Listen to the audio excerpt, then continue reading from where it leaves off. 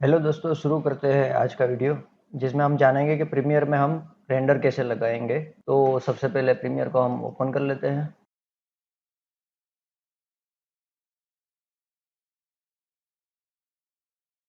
कोई भी एक प्रोजेक्ट हम ओपन कर लेंगे। मैं टाइटल का एक प्रोजेक्ट ओपन कर रहा हूँ। कैसे एडिट करना है वो मैंने दूसरे वीडियो में आपको बता दिया। अब सिर्फ इसको रेंडर क्या लगाना है, कैसे लगाना है, वो हम देखेंगे। तो जैसे ही हमारा प्रोजेक्ट कंप्लीट होता है, आप चाहे तो इन आउट दे सकते हो। इन आउट देने के लिए आपको होम, यहाँ पे आई और एंड ओ, ये इसकी शॉर्टकट है। यहाँ पे इन आउट सेट हो गया। अब पहला रेंडर रहेगा हमारा प्रीमियर के अंदर ही।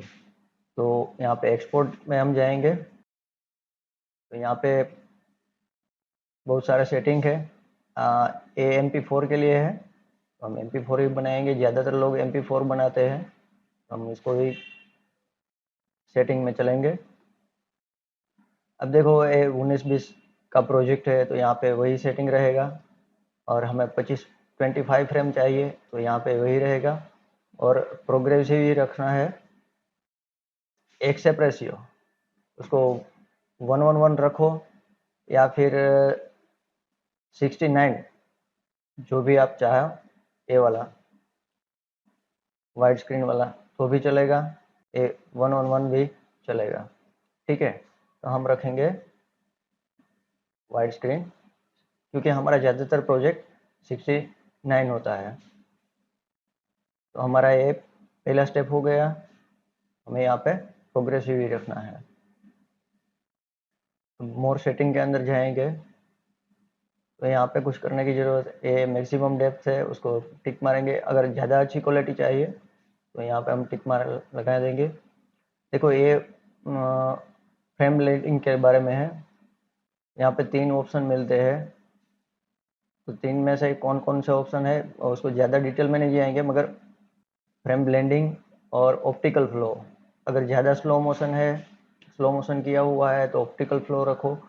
आपकी जो रिकॉर्डिंग फाइल है वो 50 फ्रेम की है और 25 में आप कन्वर्ट कर रहे हो, तो फिर सैम्पलिंग में जाइए। यहाँ पे हार्डवेयर एनकोडिंग का मतलब ये हुआ कि आपके पास अगर यदि ग्राफिक कार्ड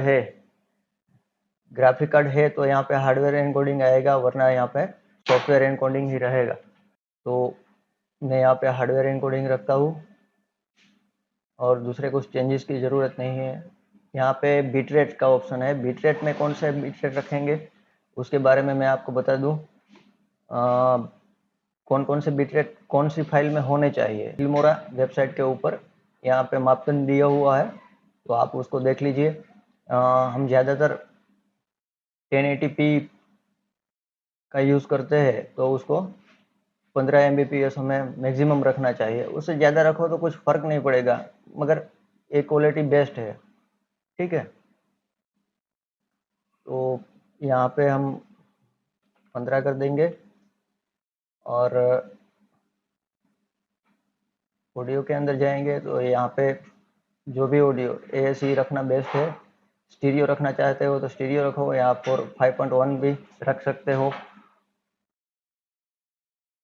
मैं यहाँ पे स्टीरियो रखूँगा। 5.1 इसलिए नहीं, क्योंकि जो हमारे टीवी प्लेयर होते हैं तो उसमें कभी 5.1 का सपोर्ट होता है, कभी नहीं होता है।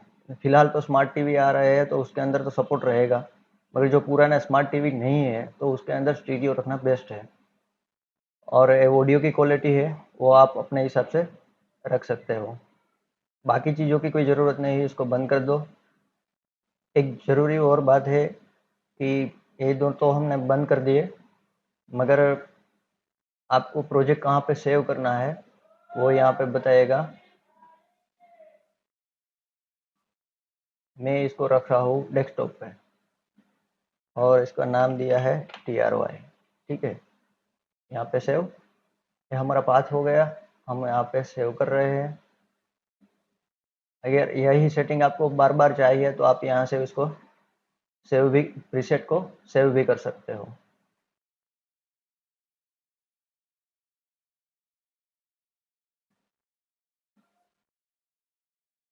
ये मैंने यहाँ पे VBR रखा हुआ है, उसके जगह पे आप CBR भी रख सकते हो। CBR पे मैं यहाँ पे रेंडर लगा रहा हूँ, और VBR2 है तो उसके अंदर मिनिमम और मैक्सिमम दोनों आप बिटरेट है वो सेट कर सकते हो।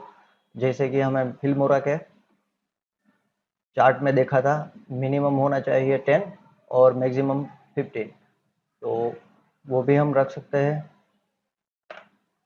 10, और ये 15 सेट हो गया। और यहाँ से रेंडर लगा दो। देखो यहाँ पे इन आउट सेट किया हुआ है, तो इन आउट पे ही हमें रखना है, ठीक है। तो उसके बाद हमें इसका रेंडर लगा देना है। जैसे ही हम रेंडर लगाएंगे तो ये रेंडर होगा हमारा प्रीमियर के अंदर। ये प्रीमियर के अंदर ही रेंडर होगा, तो आप प्रीमियर का यूज़ नहीं कर सकते हो। यहाँ पे प्रीमियर के अंदर आप दूसरे प्रोजेक्ट या इसी प्रोजेक्ट के अंदर कुछ एडिट नहीं कर सकते हो जब तक कि यहाँ रेंडर आपका पूरा नहीं होता है। तो ये पहला रेंडर था जो प्रीमियर में ही लगता है।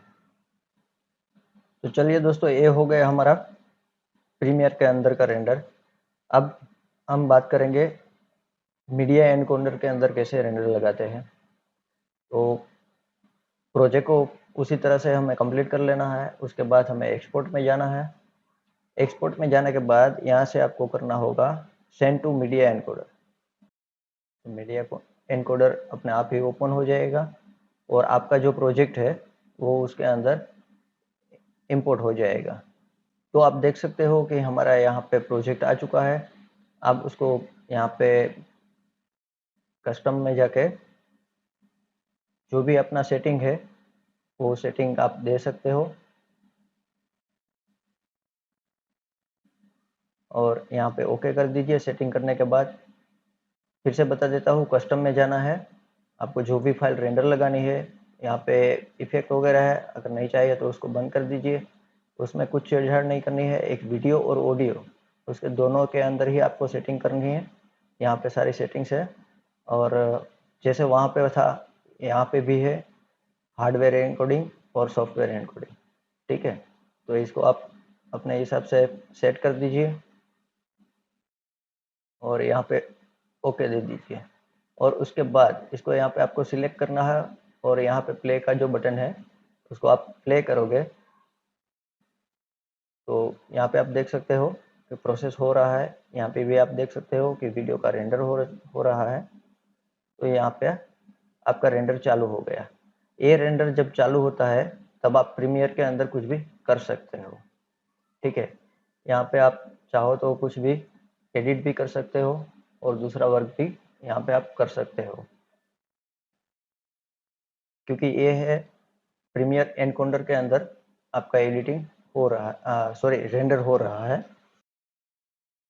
अगर आपका पीसी अच्छा है तो आप इसी तरह से रेंडर लगाए, ताकि आपको रेंडर के साथ साथ आपका वर्क भी हो सके। तो ये था हमारा प्रीमियर एनकोडर के अंदर हम रेंडर कैसे लगा सकते हैं, हमारा प्रोजेक्ट को कैसे ट्रांसफ़र कर सकते हैं वो। तो इसके अलावा हम बात करेंगे कि आपके जो प्रोजेक्ट रेडी हो चुके हैं उसका रेंडर हमें सिर्फ रेंडर ही लगाना है, तो हम कैसे रेंडर लगा सकते हैं उसके बारे में हम आगे बात करेंगे।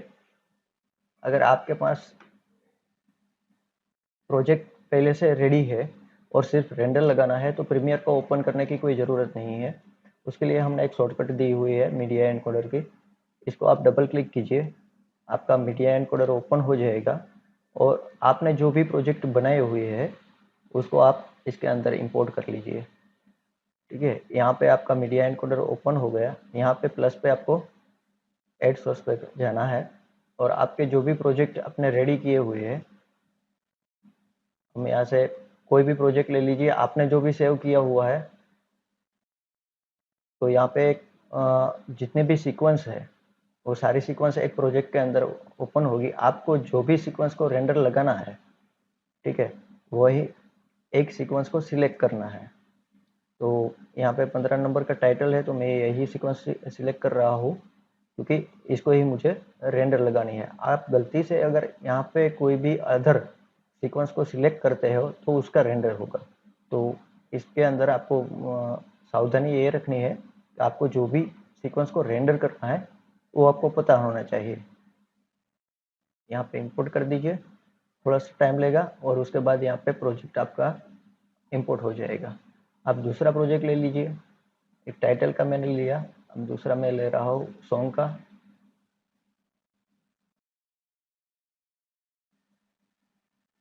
तो सेम प्रोसीजर, आपको जो सीक्वेंस को रेंडर लगानी है उसको सिलेक्ट कीजिए और इंपोर्ट कर दीजिए। आप चाहे जितने भी प्रोजेक्ट आपने रेडी किए हुए हैं उसमें से आप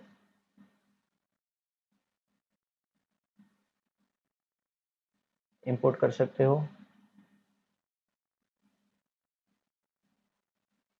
यहाँ पे खास ध्यान ये रखना है कि आपको कौन सा सीक्वेंस लेना है, वो आपको याद होना चाहिए। ठीक है, यहाँ पे सारे प्रोजेक्ट डालने के बाद आप उसका सेटिंग कर लीजिए, जो भी आपको रेंडर चाहिए, जिसका जैसा आउटपुट चाहिए उस हिसाब से आप उसको सेट कर दीजिए। ये तीनों के या चार हो, जितने भी प्रोजेक्ट हो।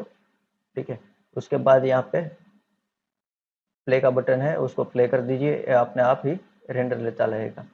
रेंडर लगने के बाद अगर आप चाहते हो कि आपका कंप्यूटर बंद हो जाए तो यहाँ पे सिर्फ आपको एक टिक मार्क लगाना है और ओके कर देना है। यहाँ पे टिक मार्क लगाने के बाद आप जो भी रेंडर लगाओगे तो जैसे ही इसका रेंडर खत्म होगा आपका कंप्यूटर अपने आप ही शट डाउन होगा। तो ये बात थी रेंडर की। आई होप आपको समझ में आ गया होगा। शुक्रिया, थैंक यू।